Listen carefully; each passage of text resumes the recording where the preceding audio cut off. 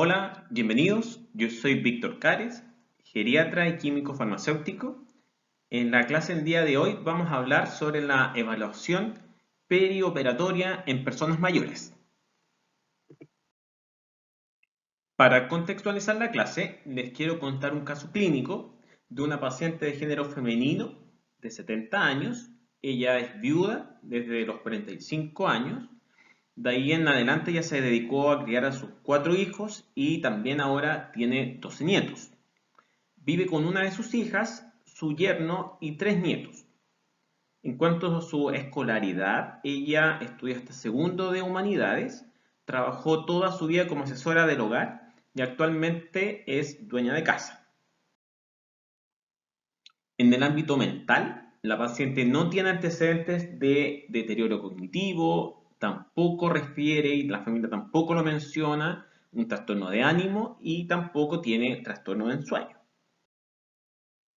En cuanto a su funcionalidad, realiza actividades avanzadas de la vida diaria, va una vez a la semana a un club de personas mayores y además es presidenta de la Junta de Vecinos.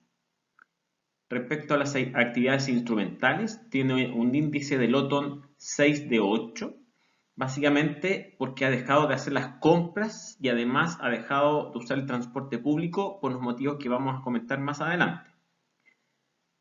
En cuanto a las actividades básicas de la vida diaria, tiene un Bartel 85 de 100, donde requiere ayuda para principalmente las transferencias y el uso de escaleras. En el ámbito biomédico, los antecedentes de la paciente son hipertensión arterial, diabetes y una insuficiencia cardíaca de larga data que se empezó a manifestar básicamente en el contexto de unos reemplazos de válvula mitral, que al inicio de la primera intervención quirúrgica se instaló una válvula mecánica y posteriormente por una disfunción de esa válvula se hizo un nuevo recambio por una válvula biológica. No tiene antecedentes de alergia y no tiene hábitos nocivos, es decir, no bebe alcohol y no fuma. El cuadro actual tiene más o menos 6 meses de evolución que se caracterizan por una disnea que inicialmente era de grandes esfuerzos, pero que progresivamente se fue haciendo mucho más frecuente, incluso llegando a reposo. Es por esto que la paciente ha disminuido sus actividades, por eso es que ya no puede ocupar medios de transporte público, por ejemplo, o por eso es que no puede ocupar las escaleras. Es en base a esta patología que ha ido acrecentando sus síntomas en los últimos 6 meses. Y esto se acompaña de una disnea paroxística nocturna y una ortopnea.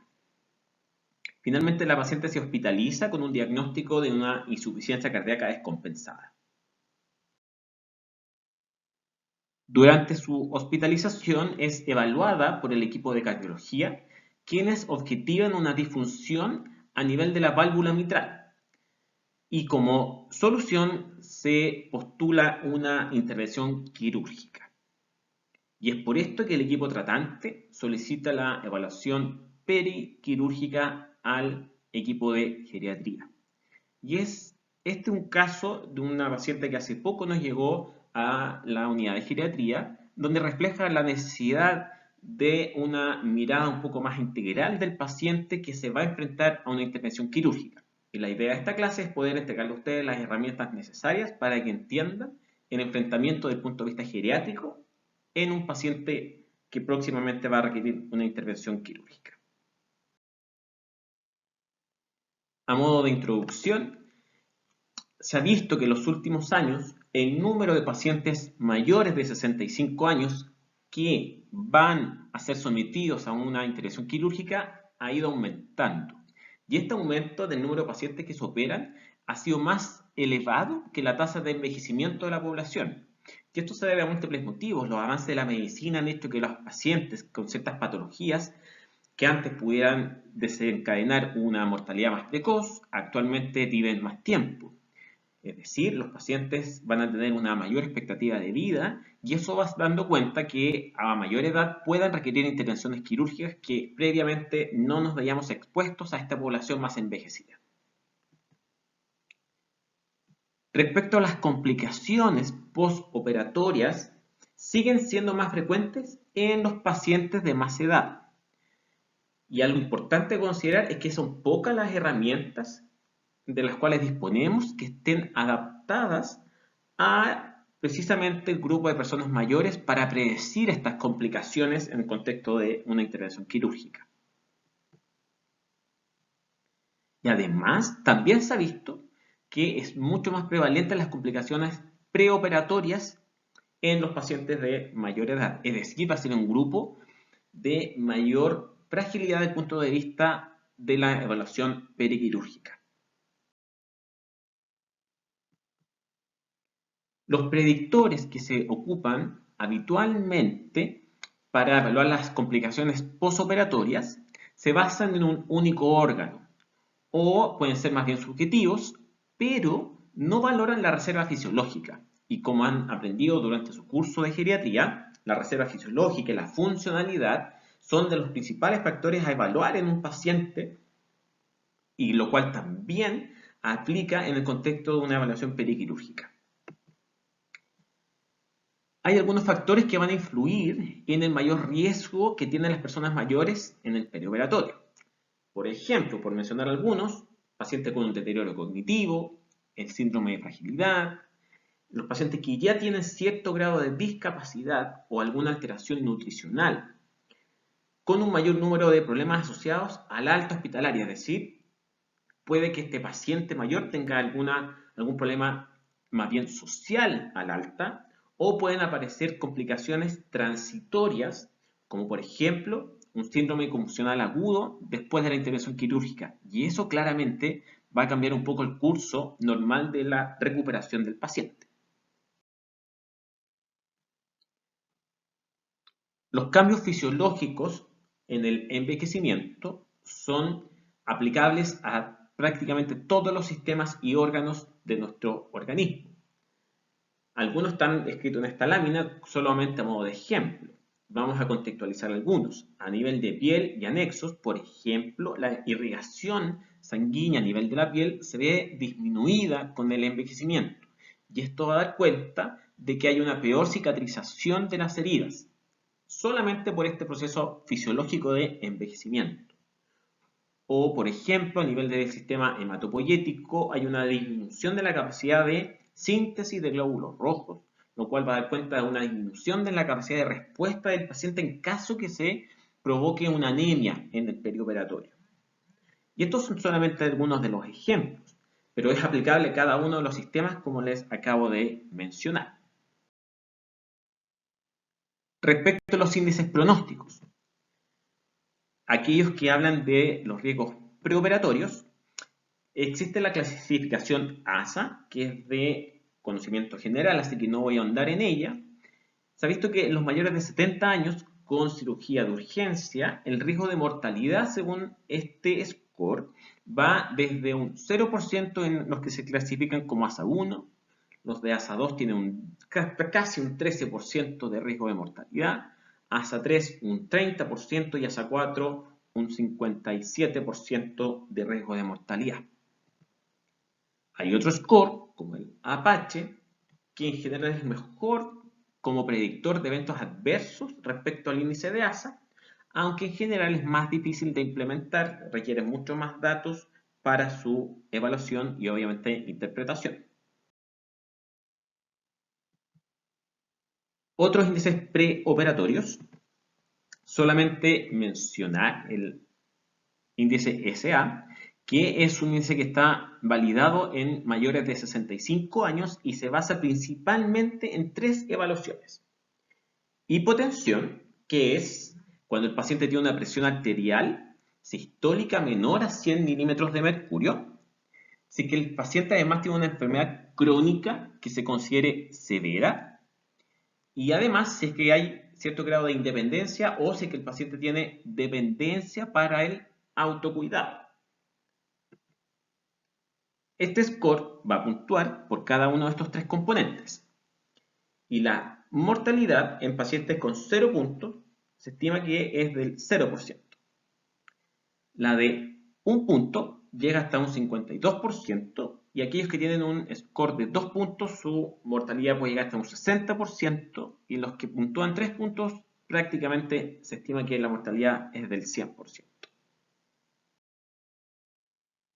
Otro score de evaluación preoperatoria es el RACE, en el cual se evalúan algunos factores de riesgo, como la edad superior a 85 años, si es que la intervención quirúrgica es de urgencia, si es que se requiere la parotomía. Además, se evalúa el índice de ASA, si es 4 o 5 también va a ser un factor de riesgo. Si es que el cuadro del paciente cursa con una peritonitis o un infarto intestinal, o si es que tenemos una neoplasia no extirpable o una metástasis. Si es que estos factores de riesgo están ausentes, el riesgo quirúrgico se puede estimar más bien marginal. Cuando hay un factor presente, el riesgo quirúrgico se puede considerar moderado, y cuando están presentes 2 o más factores, el riesgo quirúrgico se considera elevado. En general, el score ASA es útil para predecir la mortalidad, mientras que el índice de RACE ayude a pronosticar más bien la morbimortalidad, que se correlaciona significativamente entre la gravedad de la escala del índice y el número de complicaciones, incluso de la mortalidad. Vamos a hablar ahora sobre el manejo preoperatorio. ¿Por qué va a ser importante hacer un manejo preoperatorio en nuestros pacientes mayores? Básicamente para lograr estratificar el riesgo de este paciente que se va a enfrentar a una anoxia como una intervención quirúrgica.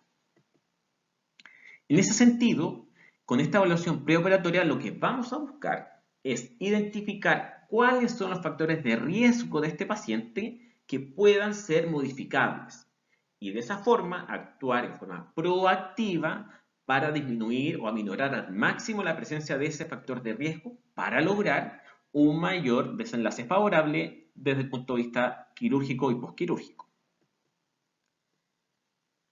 En ese sentido, es muy importante tener una consulta preoperatoria en general entre 4 a 8 semanas antes de la cirugía.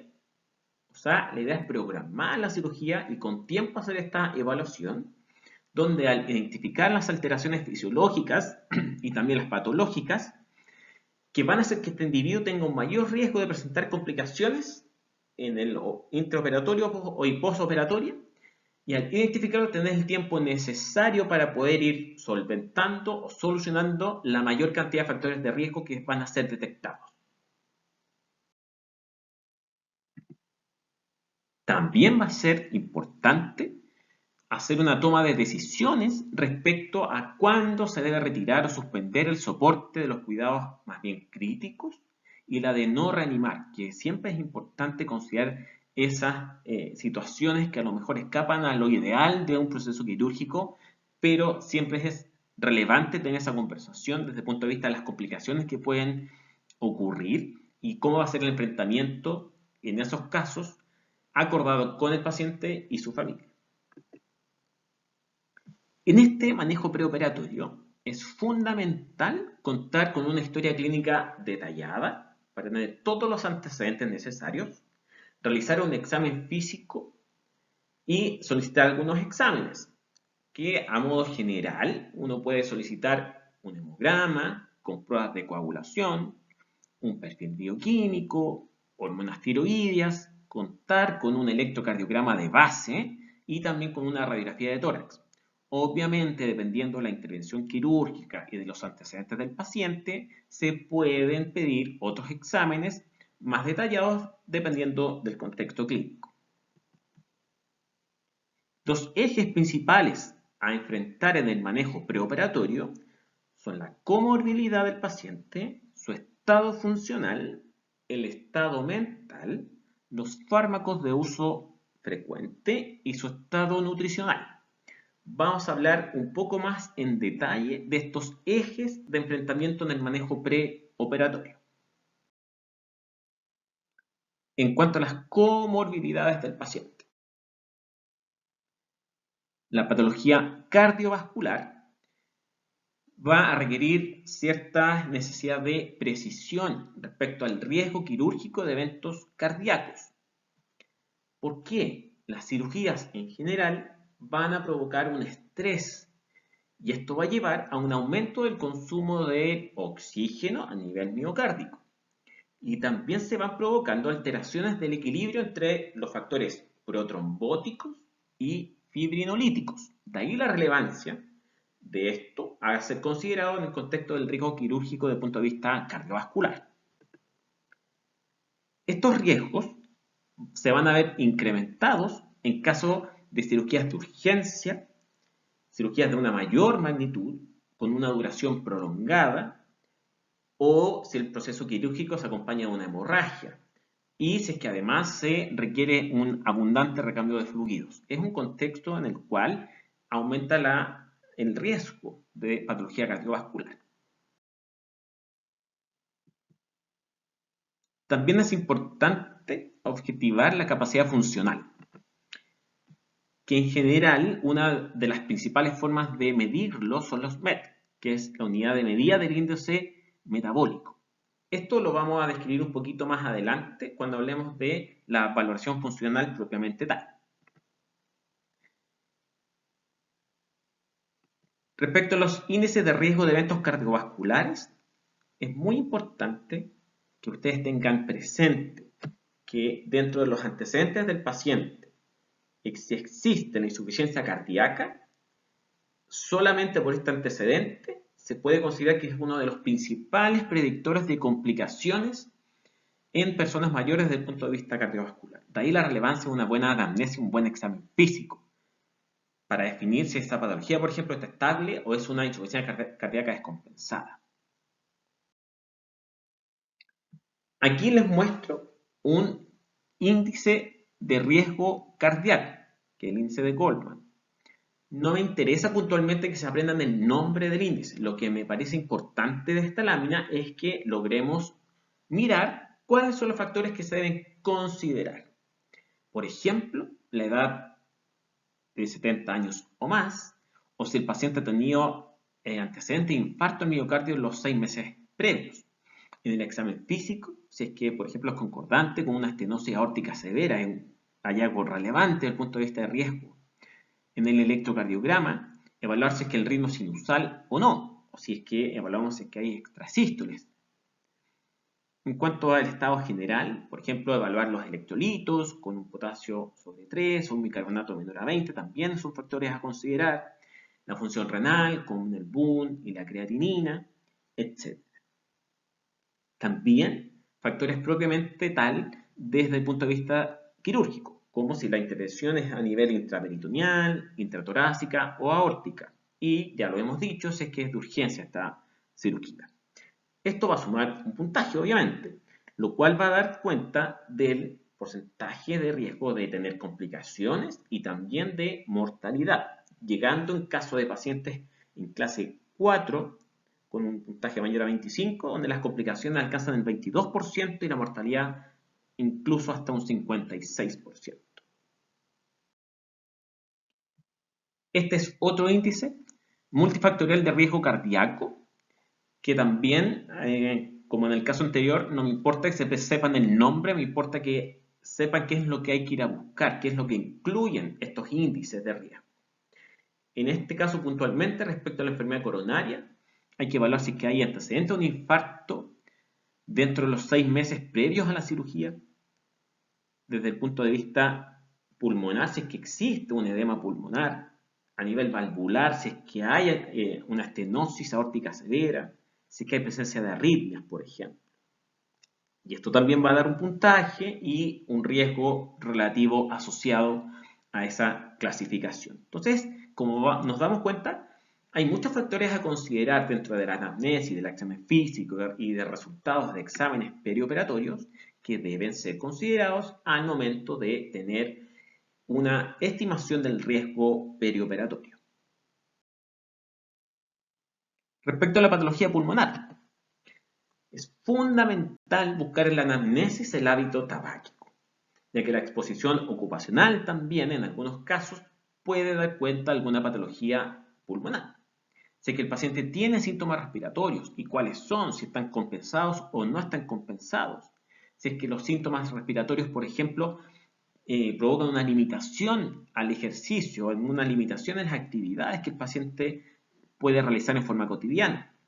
Si es que existen infecciones respiratorias y patologías pulmonares en la anamnesis. Entonces, es harta la información que debemos obtener de nuestro paciente. Respecto a la enfermedad pulmonar obstructiva crónica, es un factor de riesgo importante para que existan complicaciones tras la intervención quirúrgica. Y esto se da especialmente para que se produzca insuficiencia cardíaca, además de las propias complicaciones del contexto de una enfermedad pulmonar obstructiva crónica. Hay ciertos marcadores de riesgo de complicaciones respiratorias. Como vamos a ver, son muchas, pero es muy importante que las tengamos presentes para que las logremos identificar en nuestros pacientes. Ya dijimos que el hábito tabáquico es fundamental pesquisar.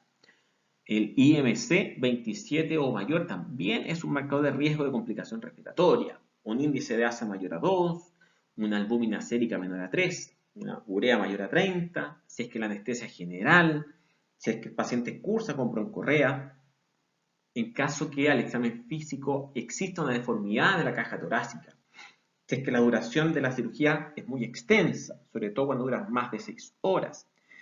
Cuando la cirugía es cardíaca o abdominal alta, también es un marcador de mayor riesgo. Si es que la intervención es más bien del índole neuroquirúrgico o si la cirugía involucra el cuello o también si es el caso del paciente que usa una sonda nasogástrica. Entonces, todas estas cosas son importantes desde el punto de vista de marcadores de un riesgo. En cuanto a las patologías metabólicas, la diabetes es muy frecuente en personas mayores y en ese sentido hay que evaluar si es que existe o no una estabilidad clínica de la patología. ¿Cómo es la respuesta del paciente al tratamiento que se está implementando? ¿Cuál es el tiempo de evolución de la diabetes? Porque obviamente eso va a ir marcando la posibilidad de que ocurran complicaciones, sean microvasculares o macrovasculares, por ejemplo. En el contexto puntual, una enfermedad coronaria, por dar un ejemplo. Las complicaciones más frecuentes en este grupo de pacientes son por lejos las cardiovasculares, puntualmente el infarto o el miocardio. También las infecciones y la mala cicatrización de las heridas, es decir, son pacientes de los cuales pueden cursar con complicaciones per se en el contexto de su patología de base. Entonces, hay que evaluar en qué casos la cirugía a lo mejor es preferible postergarla hasta lograr una estabilidad adecuada del paciente para que esté en una mejor condición para enfrentar la noxa de la intervención quirúrgica. Y en estos casos se considera adecuado postergar, si es que fuera posible obviamente, si el cuadro no es urgente, se puede evaluar postergar esta intervención quirúrgica en pacientes que tienen una hemoglobina glicosilada mayor a 9, cuando la glicemia basal sea mayor a 180 o cuando la glicemia postprandial sea mayor a 230 miligramos por decilitro. En cuanto a la funcionalidad, ya dijimos que una de las opciones para objetivar la funcionalidad son los MET. Cuando los MET son menores a 4, se asocia a un aumento del riesgo de eventos cardíacos perioperatorios. ¿Y cuándo hablamos que los MET son menores a 4? Cuando esto correspondería más o menos a la capacidad de subir 2 tramos de escalera, que ahí vamos a ver más en detalle durante la clase a qué nos referimos con estos MET menores a 4. Ahora, cuando la funcionalidad es elevada, al ser objetivada con los MET, se relaciona con un buen pronóstico, incluso en presencia de patología cardíaca isquémica, si es que es estable. Aquí están los MET. Cuando los MET van de 1 a 4, el paciente va a ser capaz de cuidarse de sí mismo, comer o vestirse, caminar, pero más bien dentro de la casa, o puede caminar 1 o 2 cuadras, pero el suelo debe ser plano. Puede hacer trabajos ligeros en la casa, como sacudir, por ejemplo. Pero el paciente no es capaz de hacer más que eso, ¿ya? Los MET van de 4 a 10 cuando el paciente va a ser capaz de subir escaleras, subir un cerro. De hecho, la paciente del caso clínico que les mencioné no era capaz de subir escaleras, o sea, ya su funcionalidad desde el punto de vista de los MED era menor a 4. Entonces, de esa forma ya podemos tener cierta tendencia a comprender los riesgos del paciente. Los MED también van a ser mayores a 4 cuando el paciente puede caminar a una velocidad de 6.4 km por hora, correr distancias cortas, participar en actividades recreacionales, etc. Entonces, de esta forma podemos tener una idea de la funcionalidad del paciente. También existen otras herramientas para objetivar la funcionalidad que han visto durante los cursos de geriatría, por ejemplo, la velocidad de la marcha o el Time Up and Go, que son dos pruebas muy simples de hacer que me dan una noción desde el punto de vista funcional y una estimación del riesgo periquirúrgico. No andaré en esto porque insisto que ya lo han visto en otras clases, pero quiero que les quede claro que cualquiera de las actividades o cualquiera de las pruebas que ustedes han visto que puedan servir para objetivar la funcionalidad son aplicables para una evaluación periquirúrgica. Respecto a la evaluación cognitiva de los pacientes, se ha visto que las personas mayores pueden tener mayor riesgo de algunas complicaciones postquirúrgicas, como ya hemos dicho. Puntualmente hablando del delirium, hay ciertas características que pueden dar cuenta del mayor riesgo. Por ejemplo, pacientes que ya tienen un deterioro cognitivo de base, pacientes con síndrome de fragilidad, pacientes que tengan déficits sensoriales, pacientes con polifarmacia, pacientes con un trastorno de ánimo. Entonces, también hay que evaluar el punto de vista cognitivo del paciente para objetivar cuál es su riesgo de complicaciones en este ámbito. Existe un modelo predictivo de delirio que se basa en los siguientes parámetros. Edad mayor o igual a 70 años, pacientes con un deterioro cognitivo, que tengan una discapacidad en las actividades básicas de la vida diaria o alguna dificultad para deambular, alteraciones del índole hidroelectrolíticas en el periquirúrgico, si que la cirugía es torácica, no cardíaca, o si que la cirugía es de aneurisma aórtico.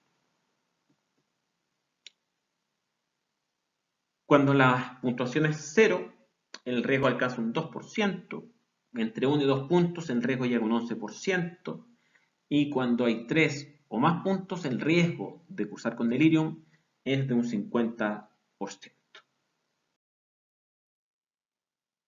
La valoración farmacológica es un pilar fundamental en este tipo de situaciones. Cuidado con el uso de fármacos anticolinérgicos y además con el uso de las benzodiazepinas, porque también exponen a los pacientes a ciertos riesgos en el periquirúrgico.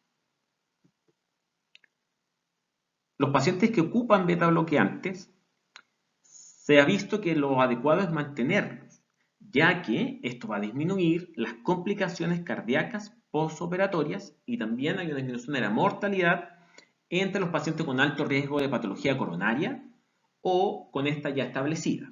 Entonces la idea es mantener estos fármacos. En cuanto a los IECA, se deben mantener siempre y cuando la indicación de su uso sea para un manejo adecuado de la hipertensión arterial. De lo contrario, si la indicación es otra, se puede evaluar si es que se suspende en el perioperatorio. Siempre es frecuente consultas desde el punto de vista de cuándo suspendo algunos medicamentos en el contexto de la intervención quirúrgica. Y esta lámina es solamente para dar algunas nociones.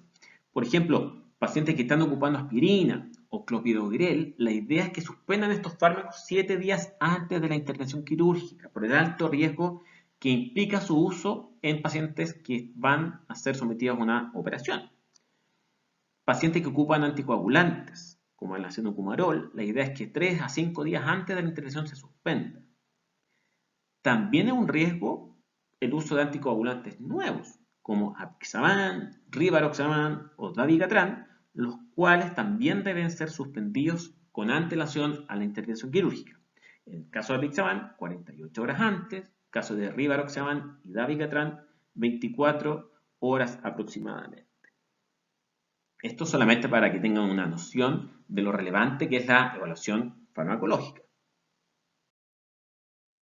En cuanto a la valoración nutricional, la hipoalbuminemia se ha relacionado con morbilidad y mortalidad perioperatoria, lo cual da cuenta de la necesidad de hacer una evaluación nutricional en los pacientes que se van a ver sometidos a una intervención quirúrgica y obviamente poder solventar los parámetros que estén alterados con el tiempo necesario. Se ha visto que hay un beneficio del uso de nutrición parenteral preoperatoria en el contexto de reducir la incidencia de complicaciones infecciosas sépticas puntualmente en pacientes con una malnutrición si es que esta es severa. También la anemia se ha relacionado con una mayor mortalidad y se encuentra directamente relacionada con disfunción más bien diastólica en pacientes con patología coronaria. Este es un esquema en el cual nos podemos ordenar para realizar una buena evaluación del paciente que se va a ver sometido a una intervención quirúrgica. Primero, evaluarse que efectivamente el paciente tiene una patología que deba ser tratada con una intervención quirúrgica. O si es que el paciente se beneficia más bien de un manejo médico y una evaluación posterior. Si es que se define una intervención quirúrgica, debemos realizar una historia clínica detallada, incluidos sus medicamentos. Hacer un examen físico acorde a la patología del paciente. Pedir pruebas de laboratorio generales y las que sean pertinentes para la situación puntual del paciente. Identificar cuáles son sus riesgos, idealmente con escalas, con el fin de detectar cuáles son estos factores de riesgo e idealmente poder compensarlos o disminuir al máximo su impacto en el paciente. Realizar una evaluación funcional, ya sea con los MED, pero también con cada una de las pruebas funcionales que ustedes han ido conociendo. Velocidad a la marcha, Map and Go, etc. Evaluar el estado mental del paciente antes de la intervención quirúrgica para tener cierta noción de su condición basal para hacer una evaluación de su seguimiento postquirúrgico. También valorar el estado nutricional del paciente. Con eso podemos tener muchos factores que nos van a permitir determinar con mayor precisión cuáles son las características del paciente respecto a su capacidad funcional, en cuanto a su riesgo por la enfermedad cardíaca, si es que lo tenía previamente, score o escala de fragilidad, de comorbilidad, describir bien cuál es el tipo de cirugía y el tipo de anestesia al cual va a ser sometido el paciente. Todo eso va a derivar en varias intervenciones, como el manejo de fármacos en el preoperatorio, realizar suplementación nutricional si que fuera necesario, implementar todas las medidas de prevención del delirium, donde principalmente son las medidas no farmacológicas, implementar también medidas de prevención de enfermedad tromboembólica, realizar un buen manejo de la comorbilidad del paciente y algo muy importante, implementar la movilización precoz. En cuanto al manejo intraoperatorio, solamente un par de cosas significativas a considerar. La hipotermia es un predictor independiente de complicaciones a nivel cardíaco en el postoperatorio en personas con patología cardíaca previa. Entonces, una forma de evitarlo es calentar los fluidos o incluso usar mantas térmicas. La fluidoterapia es muy importante ya que me va a permitir mantener un adecuado volumen intracorporal, lo cual es fundamental, o también un buen manejo de volumen me va a permitir evitar cuadros de hipotensión y de insuficiencia cardíaca. En cuanto a la intubación, se han visto alteraciones postoperatorias en la deglución, las cuales estarían relacionadas con el tiempo de intubación. Por lo tanto, es muy importante que en cuanto sea factible, se debe extubar al paciente. Las complicaciones postoperatorias, a las cuales debemos prestar mucha atención, son varias. ya que tiene especial relevancia en los 30 días post el proceso quirúrgico, es decir, en este periodo donde más complicaciones postoperatorias vamos a ver. Desde ahí que debe hacerse un seguimiento frecuente de los pacientes. En los pacientes sobre 80 años, la mortalidad global a los 30 días es de un 8% y al menos un 20% de los pacientes sometidos a una cirugía mayor no cardíaca sufren algún tipo de complicación postoperatoria. Y estas complicaciones aumentan la tasa de mortalidad a los 30 días, de un 26% frente a un 4%. De ahí la necesidad de tener un seguimiento frecuente de los pacientes y estar atentos a estas complicaciones para detectarlas en forma precoz. Una de las primeras complicaciones que vamos a mencionar es el delirium. La mayoría de los casos ocurren entre el primer y el séptimo día. La prevalencia va de un 30 a un 60% en cirugías de alto riesgo y las cirugías que son de urgencia, con una prevalencia general de un 20%. Aumenta el riesgo de infarto en los pacientes con delirium, de neumonía, aumenta el riesgo de edema agudo de pulmón, de insuficiencia respiratoria, la tasa de mortalidad y las estadías hospitalarias también se prolongan. Además, es un factor predictor de institucionalización postoperatoria. Muchos factores van a influir en la presencia de delirium en el paciente, como el tipo de cirugía, el tipo de anestesia, cuánto duró la intervención quirúrgica, si es que hubo pérdida de sangre en el perioperatorio, en el intraoperatorio, si es que el paciente ha cursado con hipotensión, con hipoxemia, si es que el paciente tiene anemia, si requirió incluso transfusiones sanguíneas o el uso de algunos fármacos como anticolinérgicos, barbitúricos o benzodiazepinas. Otro factor importante a considerar como complicación postquirúrgica es la llamada alteración cognitiva postoperatoria, que es más bien una alteración cognitiva temporal y que es transitoria, que dura al menos una semana y que se asocia a un declive, una disminución en el estado cognitivo basal del paciente en los meses posteriores a la intervención quirúrgica. Por eso es necesario conocer el basal del paciente para tener claridad si es que el paciente va a cursar con esta alteración cognitiva. La prevalencia en cirugía no cardíaca es de un 7 a un 26% y en cirugías cardíacas va de un 24 a un 80%, es decir, es bien frecuente esta complicación postquirúrgica. Respecto al accidente vascular, la incidencia en personas sobre 65 años es de un 1% y en personas sobre 80 años es de un 3%. La incidencia de esta complicación es mayor cuando la cirugía es cardíaca y más frecuente en pacientes que en el preoperatorio tienen una enfermedad cerebrovascular o carotidia, o tienen una cardiopatía isquémica, o tienen enfermedad vascular preoperatoria, o son hipertensos, diabéticos, o tienen un bajo nivel de actividad física. Hay un mayor riesgo en pacientes que durante el proceso intraoperatorio o en el postoperatorio sufren de inestabilidad hemodinámica o que han cursado con hipoxemia. A nivel de complicaciones respiratorias, el 40% de todas las complicaciones postoperatorias y el 20% de las muertes potencialmente prevenibles vienen de complicaciones perioperatorias. Estas ocurren entre un 2 a un 10% de los sujetos sobre 65 años. Dentro de ellas podemos mencionar las aspiraciones, obstrucción de la vía aérea superior, broncoespasmo, hipoventilación o una atelectasia, incluido también una neumonía.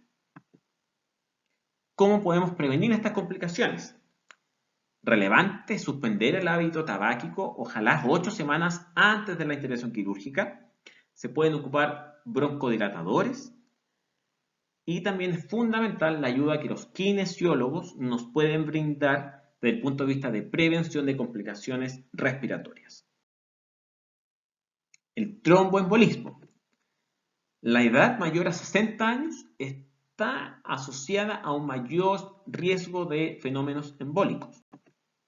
Sin profilaxis, la incidencia de TDP es de un 4 a un 8% y de TEP va de un 2 a un 4%. Estos valores se van a duplicar en caso de que la cirugía sea de alto riesgo, como en el caso de una cirugía oncológica, de un reemplazo articular, en caso de antecedente de enfermedad tromboembólica del paciente o si ha sufrido un traumatismo previamente. Los cuidados deben consistir principalmente en un ejercicio precoz, movilizar precozmente al paciente, sacarlo de la cama lo antes posible. Además, una profilaxis durante el proceso perioperatorio con heparina. A nivel de complicaciones cardíacas, puntualmente la cardiopatía isquémica, esta ocurre entre un 1 a un 5% de los sujetos que son sometidos a alguna intervención no cardíaca. En pacientes mayores a 70 años, se ha visto que tienen un mayor riesgo de complicaciones a nivel cardíaco, principalmente angina inestable y de infarto. La mortalidad atribuible a infarto en todo el proceso perioperatorio es de aproximadamente un 10%.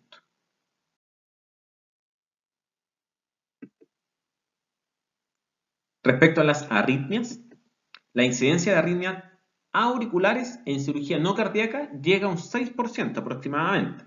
El único factor de riesgo descrito es una edad mayor a 60 años para este tipo de arritmias. Las arritmias ventriculares en general son menos frecuentes y cuando aparecen en su mayoría son taquicardias ventriculares no sostenidas. Respecto a la insuficiencia cardíaca, es una causa importante de muerte y mortalidad posoperatoria. El haber presentado episodios previamente va a aumentar de 2 hasta 4 veces el riesgo de complicaciones cardíacas. De ahí la relevancia de conocer este antecedente en el paciente. ¿Cuáles son los factores predisponentes? Que ya haya una enfermedad cardiológica de base, el sexo masculino y la edad mayor de 90 años. En cuanto a las complicaciones genitourinarias, el paciente puede cursar con incontinencia urinaria o con retención aguda de orina. Hay muchos factores asociados a las complicaciones genitourinarias, solamente por mencionar algunos. La inmovilidad, pacientes que cursan con delirium, pacientes que tienen constipación o si la cirugía es más bien de índole de una neoplasia rectal baja o media. Entonces son muchos los factores que pueden ir involucrados para que el paciente curse con una complicación de este nivel. La insuficiencia renal aguda postoperatoria supone entre un 25 hasta un 50% de todos los casos de falla renal. Y la incidencia en personas mayores en el postoperatorio es de un 2,5% aproximadamente. En cuanto a las infecciones,